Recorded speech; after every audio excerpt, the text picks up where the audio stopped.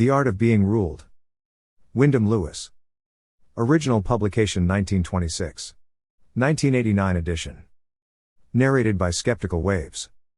Part 3. The Small Man. Chapter 4. The Doctrine of What the Public Wants originates in the Pessimism of philosophy. On a previous page, the true complexion of the incentive force of the revolutionary change proposed was said to be the philosophic dissatisfaction with the human animal. But this dissatisfaction, unless its motives were felt to be rather purer than what is at the back of most complaints about other people, would with reason be resented as presumptuous.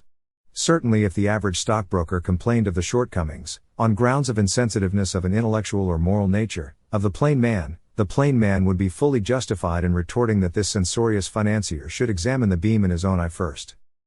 But there is nothing philosophical or speculative about the great business interests that control us. Therefore, if a philosophic dissatisfaction with the human animal exist, and if it is that, and the interests threatened by it, that provides the basis of social revolution, it must come from the philosopher, or intellectual, not the business executive. This is in fact the case. Everything that makes revolution valuable comes from the scientific, philosophic, and discursive intelligence. But has the most imaginative, inventive, and resourceful of human beings the right to complain of and criticize the average of his kind? He evidently has not, although it could be conceded that he is more right probably than has the stockbroker. Also, it could be conceded that probably his motives are purer, at least he does not rob and murder the less talented, less alive, more savage of his kind, making the excuse of his disgust at their mediocrity. That is, however, too much what the financier is apt to do. But how is it that the financier speaks the language of philosophy, and takes over the watchwords and fiercely reformist temper of revolution? That is, of course, the key to our democratic society. It is the vulgarization of scientific and philosophic thought that provides him with his mighty excuse to enslave and change as he likes. That is another thing in favor of open, direct, and avowed rule. The fascist and Soviet governments have done with revolution. They do not rule in the name of the intelligence, they quite rightly repudiate this bastard, vulgarized article, but by right of political economic intelligence and political economic power. The philosopher has never considered it as part of his function to flatter people. But his most unflattering attitude has never been so unflattering, if considered for a moment, as is the flattery of the what the public wants idea. But the theory or philosophy of what the public wants would never have come into existence without 1. The democratic, enlightened regime of modern Europe, and 2. The censure of the moralist, criticism of the philosopher, inhumanity of the scientist, and superbia of the Napoleonism of Nietzsche. At the beginning of this part of my essay I have placed a characteristic piece of hortative, moralistic censoriousness from the Anatomy of Melancholy. But Burton can be matched by a scientist of our day, Professor Richet, who writes very much in the same strain of good-hearted but rather stupid abuse. In order to trace the philosophy of what the public wants, with which we are now about to deal, to its origins, I will quote a few passages from this distinguished French liberal man of science. It is to such unflattering generalizations as Professor Richet's in the past that all the insulting accommodation of what the public wants can be traced. Many people, he says, will doubtless be astonished that in comparing animals with men, I constantly find the animal less stupid. Certainly at a first superficial examination we might be tempted to think that man's intelligence is incomparably higher than that of animals. But stupidity does not mean that we have not understood, but that we act as if we had not understood. To know that which is good, and to do that which is bad, knowingly and deliberately to inflict pain upon ourselves, to recognize the cause of unhappiness and to fling ourselves upon that cause, that is stupidity. The war was what stirred Professor Richet into this declamatory little book. That terrible blow to all hopes of civilization and a humaner, happier life apparently took him down from his professorial chair into the marketplace. How few people it affected in that way. You must admire the gesture of this old Frenchman, and the soundness of his heart, so well served by his judgment. The fitting out of an armored cruiser, he says, is, from certain points of view, a demonstration of stupendous intelligence. Neither rabbits, cats, nor even monkeys could do as much as this: powerful engines, wireless telegraphy, huge guns of increasing accuracy, electric power directing the entire mechanism, luxurious staterooms, picked libraries, and swift hydroplanes. What perfection! The ingenious arrangement of the whole structure enables us to sail without any risk on all seas, with all the wonders of civilization accumulated in this narrow space. How beautiful! I am lost in admiration. But presently, when I think it over, my admiration evaporates so completely that no trace of it remains. For when all is said and done, what is the goal of this wonderful machine? To destroy a similar machine, therefore, To what end? It is not enough to create ingenious works. If they bring about pain, illness, wounds, and poverty, they show the stupidity of their creator.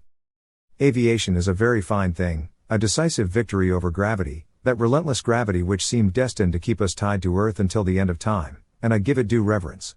But when we make it the essential function of aerial machines to scatter bombs and terror over peaceful towns at midnight, then at once my admiration withers, and I prefer the society of the penguins and the bisons, who know nothing of aviation. What happens in a war? What values reign? He asks. Take the Great War as a specimen. The flood of suffering caused by the war was 1,000-fold worse than the bloodshed. Justice scorned, all falsehood exalted, all pity insulted. The whole of humanity wallowing happily in blood and slime. During 5,000 or 6,000 years man had tried his strength in continuous, but comparatively bloodless, little wars. But these were sketchy, childish efforts, mere preludes to the magnificent work accomplished in 1914-18. This time he has achieved success. The sum of human sorrows has exceeded all forecasts, even the most optimistic. And then he comes to the Nietzschean or Sorlean problem of heroism. The more energy, fortitude, and heroism exacted by the war, the more glaringly it exposed our madness, since these virtues were dedicated to destruction. Humanity is like a sultan who has two wives. One is young, beautiful, and healthy, radiantly graceful and sweet, with a musical voice, dazzling charms, and eyes alight with tenderness and love. To her husband she gives pleasure, mirth, and serenity. She is science. The other wife is a dirty old hag, abject, blear-eyed, a walking skeleton. She has only a few scanty tufts of gray hair thick with vermin, toothless jaws, and fetid breath, a body ravaged by disgusting ulcers and covered with filth. She is violent, full of lies and fury, given to fits of frenzied rage, she foams and bites. She roars instead of speaking. Even from afar she stinks. She is war. And yet, nevertheless, she is the favorite wife of this egregious fool. This is rather an emotional outburst than anything else. It is only by intellect, not by indignation and emotionality, any more than by geniality and jokes, that the terrestrial paradise can be attained. He feels the same about Homo sapiens, whom he calls Homo stultus, as does Mr. Shaw, but he is angrier and more benevolent.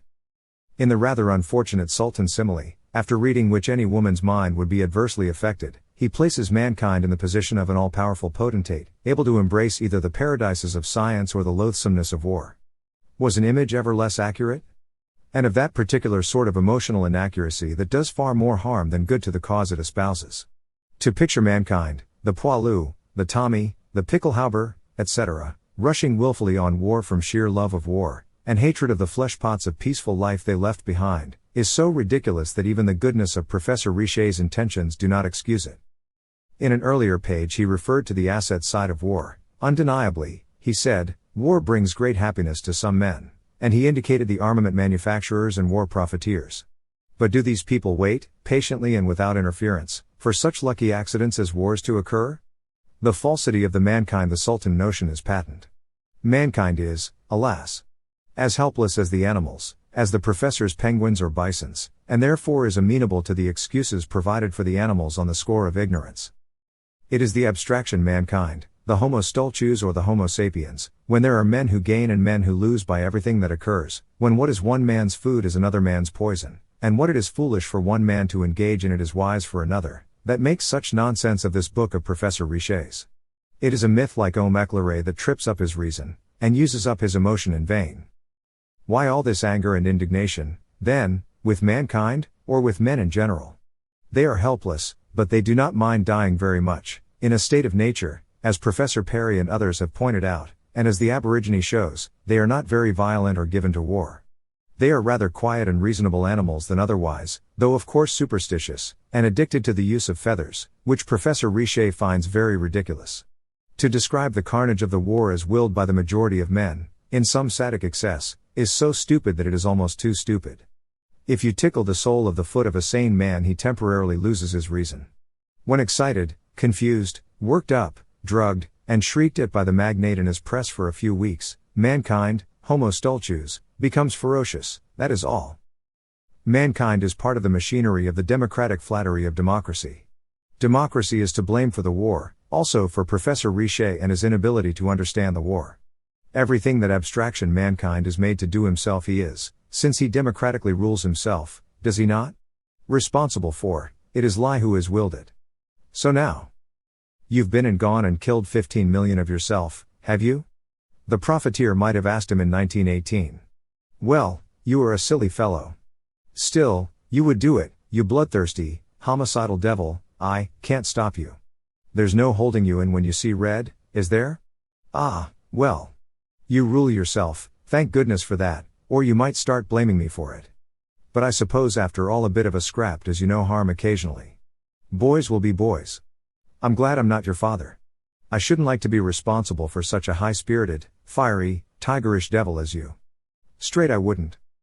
And poor mankind in his concrete form of the plain man, mutilated, bankrupt, and brutalized, would have looked at that genial, kindly face, with its merry Pickwickian twinkle and plausible tongue, not a bit proud. A self-made fellow, evidently. Good luck to him, with a grim smile, and would think to himself, yes, I am a bit of a devil. There in Professor Richer you have the enlightened, despairing, liberal intelligence of our times, and how futile it is.